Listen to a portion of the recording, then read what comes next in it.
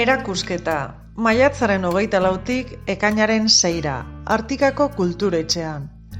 Kaleko jolasak euskaraz, ekainak 1 Artika Berrian, ekainak 2 Berriogoiti, Euskaraldiaren inguruko dokumentala, ekainak 2 Artigune, Artika Berri, bertsolaritza musikalizatuaren ikuskizuna, ekainak 3 Berriobeitin, erabilera anitzeko eraikina, euskarazko film laburren emanaldia, ekainak 4 Artigune, Artika Berri, flamenkoa euskaraz, ekainak 5 Artikako Kulturetxea, ikuskizun berria, ekainak 5 Artikako Kulturetxea.